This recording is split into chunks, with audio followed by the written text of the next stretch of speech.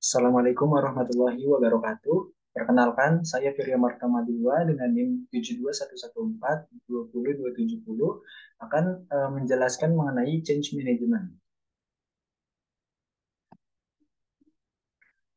Oke, jadi daftar isinya pada kesempatan kali ini kita akan membahas yang pertama itu mengenai tantangan transformasi bisnis digital, lalu ada jenis perubahan bisnis, lalu ada planning change, lalu ada approach to managing change, dan yang terakhir ada model perubahan menurut J dan Smith 1996.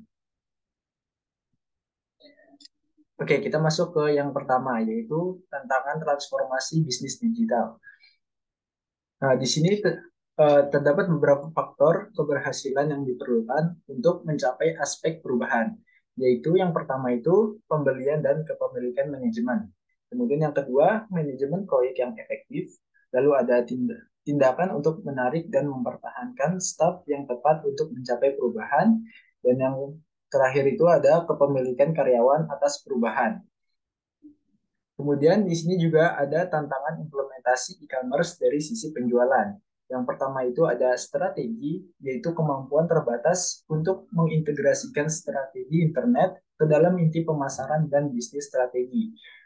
Lalu ada dari segi strukturnya, yaitu masalah struktural dan proses ditunjukkan oleh tantangan untuk memperoleh sumber daya dan dukungan dari pemasaran tradisional dan fungsi teknologi informasi.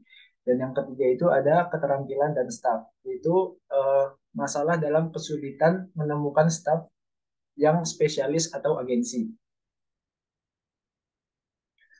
Oke, selanjutnya di sini ada jenis perubahan bisnis. Nah, umumnya organisasi ini melakukan perubahan untuk meningkatkan efisiensi mereka. Perubahan organisasi mencerminkan hal pada tingkat industri. Itu dapat terjadi secara terus-menerus maupun secara terputus-putus. Pengenalan bisnis digital membutuhkan organisasi untuk mengelola kedua jenis perubahan. Perubahan terputus-putus yang lebih signifikan atau perubahan transformasional melibatkan perubahan besar, perubahan lingkungan bisnis yang mengubah dasar persaingan. Nah, di sini ada empat bentuk perubahan organisasi. Yang pertama itu ada penyetelan, yaitu bentuk perubahan bertahap ketika tidak ada kebutuhan mendesak untuk mengubah. Ini dapat dikategorikan sebagai melakukan sesuatu yang lebih baik. Prosedur atau kebijakan baru mungkin digunakan untuk meningkatkan efisiensi proses. Nah, ini untuk misalnya itu untuk mengurangi waktu ke pasar atau mengurangi biaya melakukan bisnis. Bisnis digital ini melibatkan penyetelan saat teknologi internet diterapkan untuk meningkatkan efisiensinya. Kemudian yang kedua itu ada adaptasi, yaitu bentuk perubahan sebagai tanggapan ancaman atau peluang eksternal. Itu juga dapat dikategorikan sebagai melakukan sesuatu dengan lebih baik. Nah, untuk misalnya itu, pesaing mungkin memperkenalkan produk baru atau mungkin ada merger di antara dua rival. Nah, tentunya tanggapan ini diperlukan, tetapi tidak melibatkan perubahan yang signifikan pada dasarnya untuk kompetisi tersebut. Lalu yang ketiga itu ada reorientasi. Itu perubahan atau transformasi signifikan terhadap organisasi. Nah, ini diidentifikasikan sebagai prioritas dalam jangka pendek hingga menengah. Tidak ada kebutuhan mendesak untuk perubahan, tetapi perubahan yang signifikan adalah antisipasi perubahan. Kemudian yang terakhir itu ada penciptaan kembali.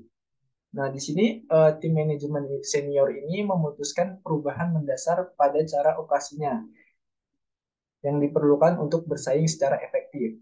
Nah, misalnya itu dalam industri penerbangan, yaitu maskapai penerbangan yang sudah mapan harus membuat program perubahan untuk merespon ke operator yang memiliki berbiaya rendah lah. Nah, misalnya itu dengan menekankan kualitas layanannya atau memperkenalkan saingan layanan yang berbiaya rendah juga. Oke, selanjutnya ada planning change. Nah, di sini Chevy dan Wood ini menjelaskan unsur-unsur yang diperlukan sebagai bagian proses manajemen proyek agar lebih efektif. Yang pertama itu ada estimasi, yaitu mengidentifikasi aktivitas yang terlibat dalam proyek. Lalu ada alokasi sumber daya. Jadi di estimasi itu ada eh, dibuat struktur rincian kerja. Kemudian setelah jadi, sumber daya ini dialokasikan ke tugas-tugasnya. Lalu ada jadwal atau rencana, yaitu setelah alokasi sumber daya, jumlah waktu untuk setiap tugas ini dapat ditentukan yang ditimbang sesuai dengan ketersediaan dan keterampilan orang-orang yang ditugaskan. Dan yang terakhir itu ada pemantauan dan kontrol, yaitu eh, memastikan proyek berjalan sesuai dengan rencana sekali itu telah dimulai. Jadi pengendalian ini mengambil tindakan korektif jika proyek menyimpang dari rencana. Oke, selanjutnya itu ada approach to managing change.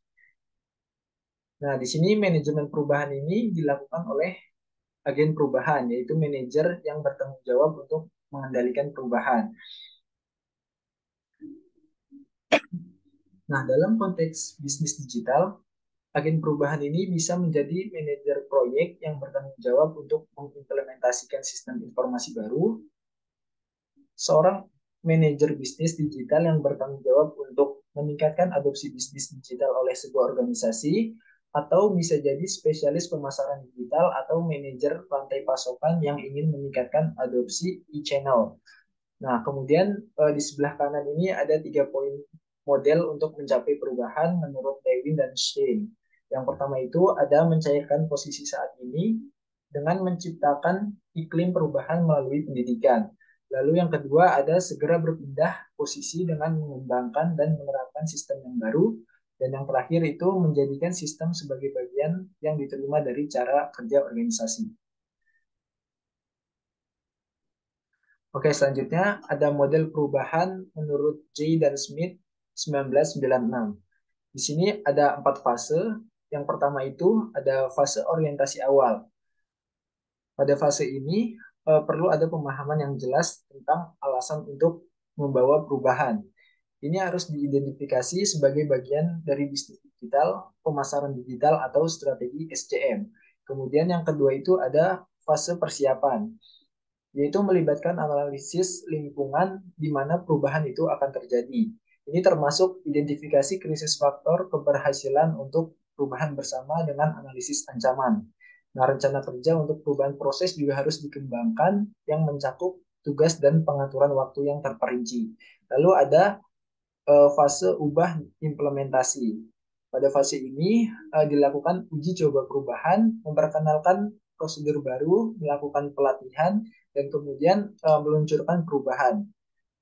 Memilih departemen atau lokasi pencontohan mungkin sulit, namun aspek organisasi yang berkaitan dengan hubungan pelaporan, definisi pekerjaan, jadwal pelatihan, prosedur kerja, dan sistem penghargaan harus tetap ditetapkan untuk dikomunikasikan.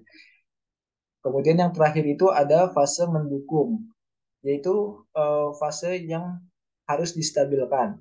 Nah, ini berarti bahwa manajemen ini harus secara terbuka berkomitmen pada perubahan dan penyempurnakan atau menyesuaikan prosedur jika perlu. Oke, sekian dari saya. Terima kasih. Mohon maaf apabila ada kesalahan. Wassalamualaikum warahmatullahi wabarakatuh. Ah.